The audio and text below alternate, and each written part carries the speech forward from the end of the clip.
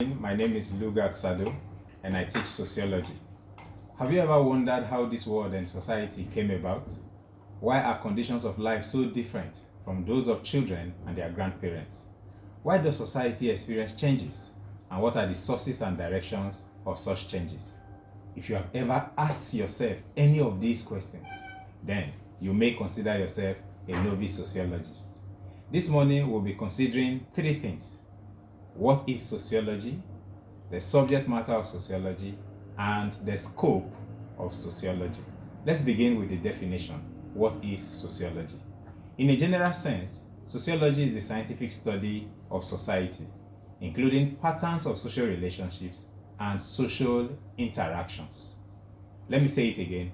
Sociology is the scientific study of social relationships, including patterns as well as the interactions that exist.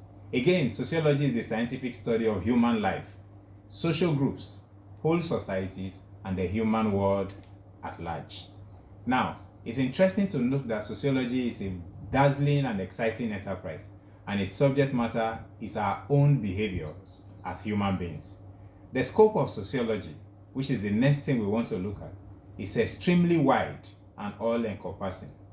It ranges from the analysis of individual encounters on the streets, in your neighborhood, as well as the analysis of international relations and relationships.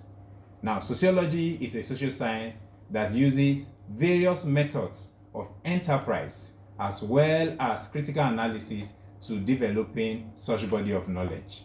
It's important to note that many sociologists aim to conduct research that may be applied directly to social policy and welfare, among others.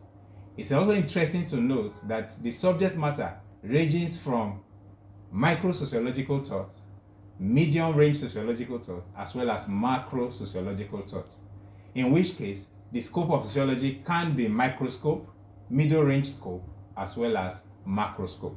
Sociology can therefore be used to study all social experiences that human beings are capable of imagining, ranging from very positive social experiences down to very negative social experiences. So you may want to talk about naming ceremony. You want to talk about marriage. You want to talk about love or hate. You want to talk about suicide or even terrorism. People usually understand their problems in reference to their own personal life story, and they are not always aware of the complex links between their own lives and the rest of the world. That is where sociology comes in.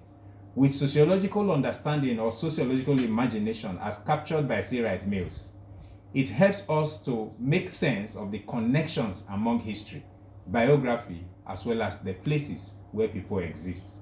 Sociology allows us to study individual behavior in a broader context, to take into consideration how societal forces might impact upon individuals, as well as the ways in which individuals construct the world around them, and how they manage to resist existing power relationships in order to achieve social change. We are in an era that is called COVID-19 era or pandemic era. Now, this pandemic began in just one location far away in China, in a continent called Asia. It started very remotely, but today has gained international recognition. That is sociological. How has COVID-19 affected social relationships?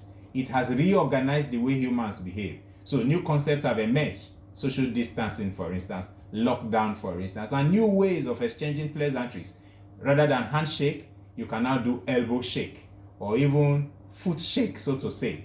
That is interesting. That means that new forms of social behaviors have emerged in human society.